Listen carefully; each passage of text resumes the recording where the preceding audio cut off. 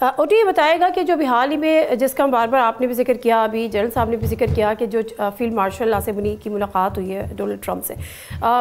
اس کو بڑے حوالوں سے مختلف زاویوں سے بھی دیکھا گیا ہے، کیونکہ بڑی ایک تو ویری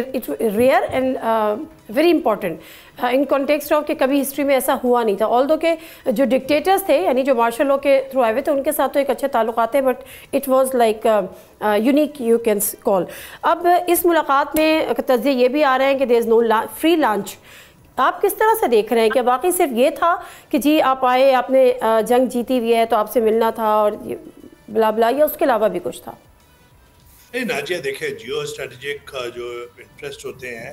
اس کے اندر کوئی نظریات نہیں ہوتی، کوئی محبت نہیں ہوتی، کوئی نفرت نہیں ہوتی، آپس کے نیشنل انٹرسٹ ہوتے ہیں اور وہ ایک جگہ پہ جہاں پہ کنورج ہو رہتے ہیں آپ کی فارن پالیسی کے کنٹورز اور دوسرے ملک کے فارن پالیسی کے کنٹورز، وہاں پہ آ کے ایک میٹنگ پوائنٹس ہوتے ہیں. میں یہ سمجھ رہا ہوں کہ جو 4 روز کا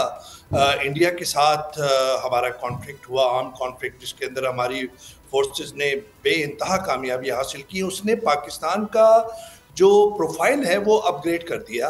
عالمی سطح پر اور ریجنل سطح پر. پاکستان کی ملٹری جو سپرمیسی ہے اس کو مان گئے، کیونکہ ایک مسکنسیپشن تھا یا ایک پرسیپشن ایسا پایا جاتا تھا کہ جی انڈیا کی جو کنونشنل جو اگر جنگ ہوگی تو انڈیا کی برتری ہے، وہ 9 گنا زیادہ ہے، اس کا 9 گنا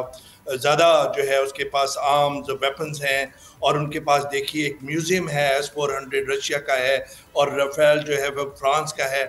اور اسرائیل اور امریکہ کے اس کے پاس آرمامنٹس ہیں، لیکن وہ سب کچھ جو ہے وہ ختم ہو گیا، تو وہ ایک پروفائل بڑھ گیا. دوسری طرف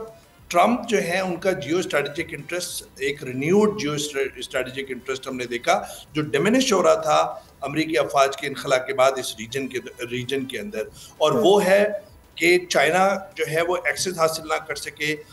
پاکستان کے ساتھ مل کے سینٹرل ایشیا، کیونکہ آپ کو پتہ ہے کہ سی پیک پہ رضامندی ہو گئی ہے، سی پیک کی ایکسٹینشن ہو جائے گی افغانستان تک، تو اس وجہ سے طالبان بھی جڑ گئے ہیں اور ایک انڈیا کو سیٹ بیک ہوا ہے. طالبان کو پاکستان کے ساتھ جوڑ دیا، جو ناراضگیاں تھیں بیجنگ کے اندر جہاں اسحاق ڈار اور امیر متقی ملے ہیں فارن منسٹر افغانستان کے، تو وہاں پہ ٹرمپ نہیں چاہتے کہ یہاں پہ فری ایکسس ملے. اور دوسری جانب یہ ہے کہ اس وقت جو آپ میٹنگ کا میں تھوڑا سا ذکر کروں، میٹنگ انتہائی اہمیت کی حامل ہے، غیر معمولی میٹنگ ہے. یہ 1 گھنٹے کے لیے اسکیجول ہوئی تھی، 2 گھنٹے سے زیادہ رہی. مارکو روبیو ان کے ساتھ تھے ٹرمپ کے ساتھ، اور ان کے ساتھ کون تھے؟ اسٹیو وٹکاف جو اسپیشل ریپرزینٹیٹیو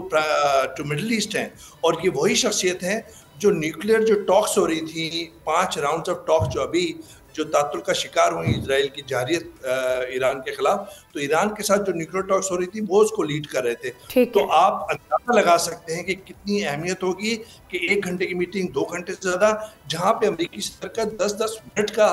وقت جو ہے وہ بہت قیمتی ہوتا ہے. اور ایسے موقع پہ جب ایک تیسری عالمی جنگ کھڑی ہو، تو میں یہ سمجھ رہا ہوں کہ اس وقت پاکستان کے لیے جہاں پہ اس کا پروفائل بڑا ہے، وہاں پہ ایران کے ساتھ اس کا بارڈر لگنا، اس کا افغانستان کے ساتھ بارڈر لگنا، اور ایران کے اندر اگر کانفلکٹ بڑھتا ہے تو پاکستان جہاں پہ اس کا پروفائل بڑھ رہا ہے، جہاں پہ جیو اسٹریٹجی اس کی ایک امپورٹنس بڑھ رہی ہے، وہاں پر اس کے لیے ایک آزمائشوں کا پہاڑ بھی ساتھ کھڑا ہو رہا ہے. میں سمجھتا ہوں کہ بڑے امتحان سامنے ہیں. ٹھیک ہے، بالکل ٹھیک، نو ڈاؤٹ بنڈلز آف چیلنجز سیاسی طور پہ، لیکن ساتھ میں ایک آزمائشیں بھی دیکھنی ہے کہ ایک ٹرائل بھی آپ کا شروع ہونا ہے کہ جی اگر کہیں وقت ایسا کڑا نہ آ جائے جہاں پر آپ کو کڑے فیصلے نہ کرنا پڑے. اور دوسرا آپ کے پروگرام میں بتاتا ہوں